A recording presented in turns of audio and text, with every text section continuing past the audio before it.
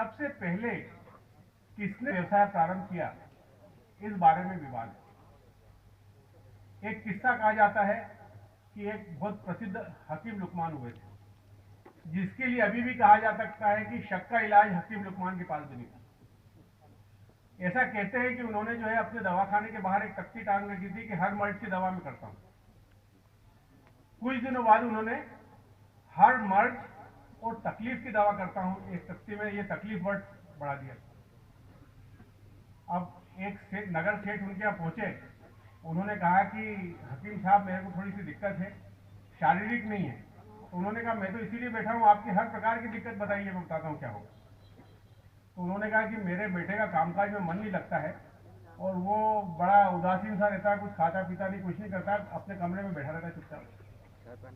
तो हकीम लुकमान ने कहा कि आप जरा उसको मेरे पास लाइएगा। उसको समझाया, पूछा तो पता चला कि वो जो है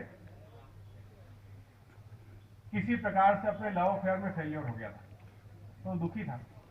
तो उन्होंने कहा कि देखो, मन को दूसरी तरफ डालना चाहिए, तुम ऐसा करो जंगल निकल जाया करो सुबह, तो तुम्हारे को पिताजी दिन भर परेशान भी नहीं करेंगे, और वहां जाकर के आराम से प्रकृति का आनंद लो, दूसरे कामों में मन लगाओ, पेंटिंग करना चाहो पेंटिंग करो, जो समझ में आ सको। अब एक दिन क्या हुआ कि उसी राज्य में शिकार करने के लिए नवाब साहब के चिरंजीव और वजीर के चिरंजीव निकल गए। एक प्राणी को इन्होंने तीर नवाब साहब के लड़के का लगा, उसी समय वजीर के लड़के ने जो है तलवार मारी, प्राणी मर गया। अब दोनों में झगड़ा ये हो गया कि शिकार किसका है। तो दोनों ने जाके नवाब साहब के यहाँ फरियाद की कि साहब ये शिकार मैंने मारा है, इसका कहना था मैंने मारा है। अब दोनों ने कहा कि नवाब साहब ने पूछा कोई देखने वाला था, तो उन्होंने कहा वो नगर सेठ का बैठा बैठा था वहां पर। अब इनको नोटिस हो गया कि आ जाइए आप। अब उसका पिता लेके गया हकीम लुकमान के पास कि मरवा दिया आपने, ऐसी कैसी सलाह दी कि तो फल गया। तो उन्होंने कहा कि आप चिंता नहीं करें, मैं फिर दूसरी सलाह दे देता हूँ। दूसरी सलाह दी गई। अब वो जो नगर सेठ का लड़का था वो बड़े गंदे कपड़ों में राज दरबार में पहुंच गया। नवाब ने पूछा कि क्यों, तुम वहां उस दिन मौजूद थे? तो उसने अपनी जेब से एक मुट्ठी चने निकाले, मुंह में फांक के ऐसा मुंह फाड़ दिया जैसे कि कुछ समझते ही। दूसरा प्रश्न पूछा कि जानवर को किसने मारा? उसने दूसरी जेब से फिर मुट्ठी भरे चने निकाले, हमने कहा कि इस अहमद को बाहर करो। तो वहां न्याय इस बात का नहीं था कि दोनों में से किसने जानवर को मारा, वहां न्याय इस बात का था कि उसको बचाना था जो आई विटनेस के तौर पर फंस गया था।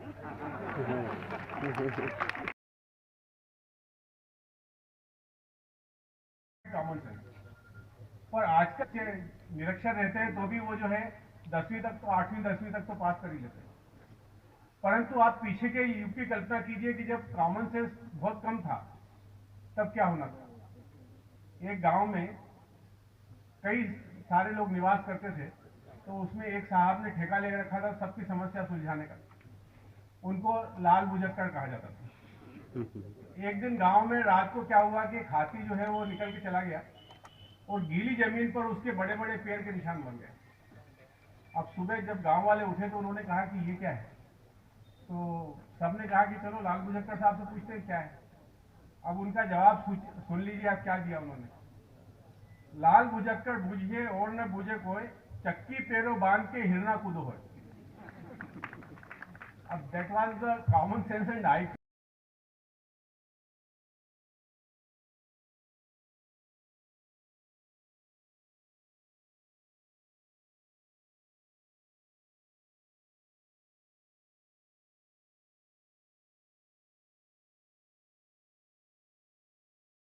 हुए। और उसके बाद से मानव सभ्यता के विकास में विशेष यहाँ कोई रुचि नहीं होना चाहिए, परंतु जब मानव संख्या इतनी बढ़ गई कि उनके आपस में किसी भी प्रकार से विवाद, चाहे वो उनके भोजन को लेकर, शिकार को लेकर, जमीन को लेकर, कृषि को लेकर होने लगे, तो अंततोगत्वा उन लोगों ने आपस में जो नियम कायदे मौखिक रूप से बनाए वो लागू हो गए, और वही उस समय का कानून था। इसलिए जब हम सोसाइटी की या समाज की कल्पना करते हैं तो उस स्थिति से शुरू करना मैं समझता हूं उचित होगा। धीरे धीरे समाज बढ़ने लगा, कबीले के रूप में परिवर्तित हो गया। कबीले में जो शक्तिशाली व्यक्ति था वो उस कबीले का सरदार हो गया।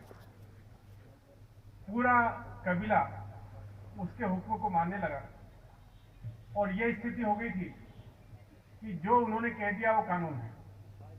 किसी एक व्यक्ति के लिए जो उनका रिश्तेदार है, हो सकता है वो दूसरा वर्डिक्ट दे, और जो व्यक्ति जो है उनका रिश्तेदार नहीं है, हो सकता है उसके लिए निष्पक्ष वर्डिक्ट दे। ऐसी स्थिति में ऐसे गरीब पक्षकार की मदद करने वाला कोई नहीं। ऐसा पीरियड काफी लंबे समय तक चला है। निरंकुश शासक यदि कोई है तो उससे न्याय मिलने की कोई आशा नहीं। कई राज्यों में तो यह स्थिति थी कि न्यायाधीश या न्यायपालिका नाम की कोई संस्था ही नहीं। न्याय करने का काम राजा का खुद का था और वो जैसा समझ में आए वैसा करता था। इस संबंध में न्यायप्रियता के लिए किसी राजा का उल्लेख किया जाता है तो उज्जैनी के राजा विक्रमादित्य का नाम आता है, और इसी तरह से गुजरात के राजा का नाम आता है। वो न्यायप्रिय क्यों कहे गए?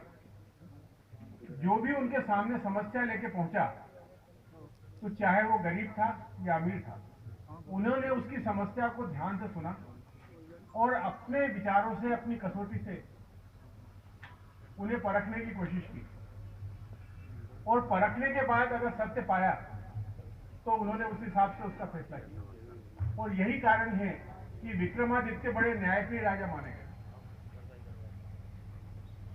परंतु जिन राजा महाराजाओं में इस तरह का सेंस नहीं था, उनकी प्रजा क्या करती? दूसरा उदाहरण मैं देना चाहूंगा, अकबर महान। अकबर महान जो है, महान कहे जाते हैं, पर उन्होंने भी किसी न्याय के संबंध में खुद ज्यादा मेहनत नहीं की। विक्रमादित्य और अकबर का यदि कंपैरिजन किया जाए तो विक्रमादित्य का पलड़ा भारी, परंतु अकबर के भी दरबार में गरीब को न्याय दिलाने की व्यवस्था थी।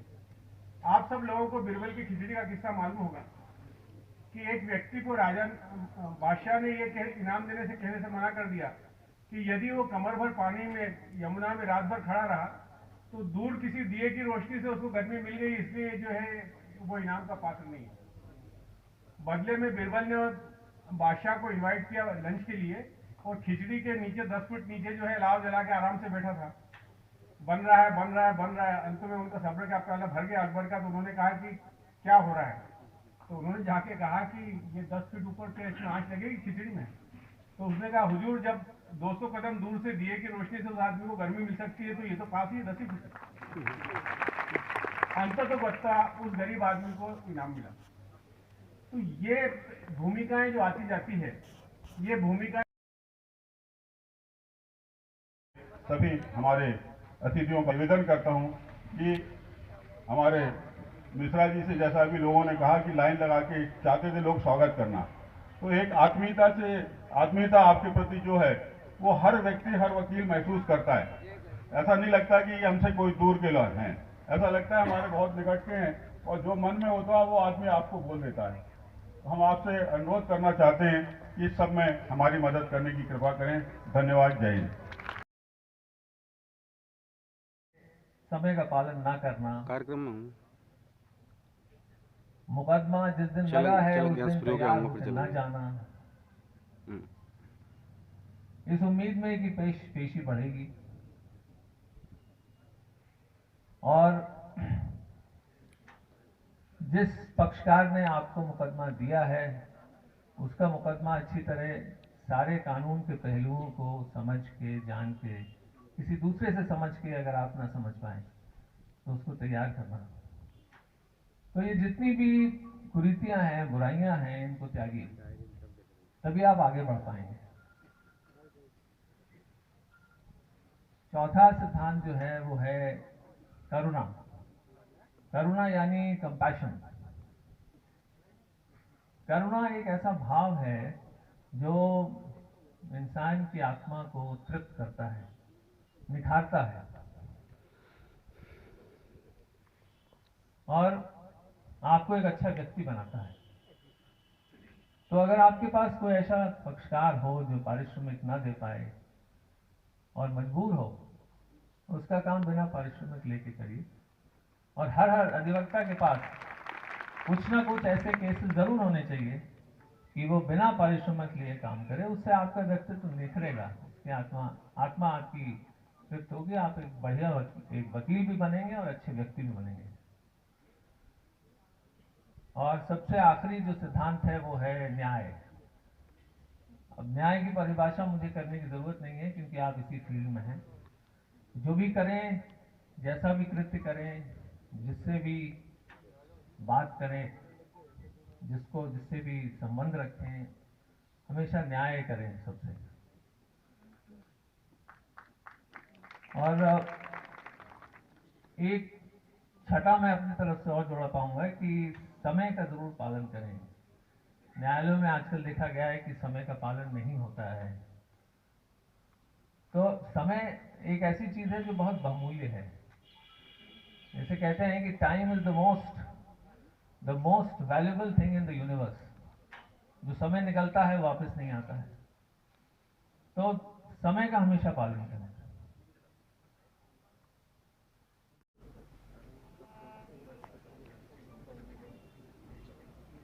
टाइम 4 बजे का मौका है। उनको समय क्वेश्चनिंग का 1 घंटा है उनका टोटल। हम सभी के लाडले माननीय न्यायमूर्ति श्री अरुण मिश्रा साहब, न्यायमूर्ति सर्वोच्च न्यायालय, मेरे दादा भाई जस्टिस श्री नागू साहब, न्यायाधिपति मध्य प्रदेश उच्च न्यायालय ग्वालियर पीठ एवं पोर्टफोलियो न्यायाधिपति गुना जिला, Shri Ganga Prasad Tiwari, chairman state bar council, Shri Dinesh Pathak, vice president, Shri Bhup Narayan Mishra, coordinator of the programme, Shri Vishal Mishra, additional advocate general Gwalior में, Shri Vivek Khedkar, assistant solicitor general to union of India, professor R K Verma, law college Guna, Shri Shivendra Upadhyay एवं Shri Rajesh Pandey, former president chairman of state bar council, Shri Jitendra Sharma, treasurer and member of State Bar Council, all the members of State Bar Council, including Bhai Pratap Mehta, Vijay Kumar Chaudhary, Sulil Gupta, Prabal Pratap Singh Solanki, Rajesh Vyas, Radhilal Gupta, Shri Magan Singh, Shri Jain Tripathi, Shrimati Rashmi Ritu Jain, Mehboob Ansari, Shri R.K. Singh Saini और श्री अंकुर मोदी। बहुत सारे मेंबरान को मैं जानता हूं, किसी का नाम रह गया हो तो मुझे क्षमा करें।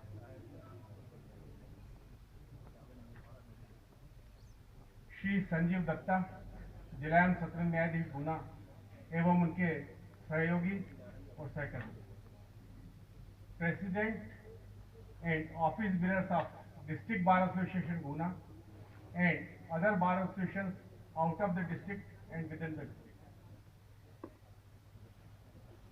respected senior advocates, my भाई शील नागू जी ने भी काफी प्रकाश डाला। आप क्या करें क्या न करें ये उन्होंने कहा। इसके बाद आप सब लोग बेचैन हैं माननीय अरुण मिश्रा साहब को सुनने के लिए, जिनका कि स्टेट बार काउंसिल में बहुत दीर्घ अनुभव है, बहुत स्नेह है उनका आपके साथ और आप लोगों का उनके साथ। अब बीच में मुझे बड़ी दुविधा है कि मैं क्या बोलूं। इस विषय कुछ ऐसा चुना है कि जिसमें प्रीचिंग नहीं की जा सकती और विषय ऐसा है कि प्रीचिंग ही करना होगा, तो बड़ी दुविधा है कि आखिर में क्या बोलूं। फिर भी मेरी समझ में जो आता है मैं आपसे निवेदन करने की कोशिश करूंगा। आज का विषय 2 भागों में है। पहला यह है कि समाज में अभिभाषक गण का महत्व और दूसरा भाग यह है कि न्याय प्रदान करने में अभिभाषक साहब की भूमिका। पहले विषय में अगर हम आते हैं तो सबसे पहले यह जानना जरूरी है कि समाज क्या है। अगर हम के साथी हैं, ये निश्चित रूप से अधिवक्ताओं के सम्मान की रक्षा के लिए लगातार लड़ाई लड़ रहे हैं। एडवोकेट्स प्रोटेक्शन एक्ट के लिए हम सब लोगों ने इस पर प्रयास किए हैं और आगे भी हम इस पर प्रयास करते रहेंगे। इसी तरह जो अधिवक्ताओं की वेलफेयर की बात है, बहुत सारी चीज़ें आपको मालूम है, मैं उस पर ज़्यादा प्रकाश नहीं डालना चाहता, परंतु मैं राज्य अधिवक्ता परिषद की ओर से हमारे अधिवक्ता साथियों को ये विश्वास दिलाना चाहता हूँ कि आपके कल्याण के लिए जो संभव हो सकेगा वो राज्य अधिवक्ता परिषद के हमारे साथी सब मिलकर के करेंगे, और जो संभव नहीं होगा, हमारे माननीय अतिथि यहाँ बैठे हैं, इनसे जाकर के निवेदन करेंगे, इनसे रिक्वेस्ट करेंगे कि हमारे को इसमें मदद करें, चाहे वो एडवोकेट प्रोटेक्शन एक्ट की बात हो या अन्य बिंदुओं की बात हो।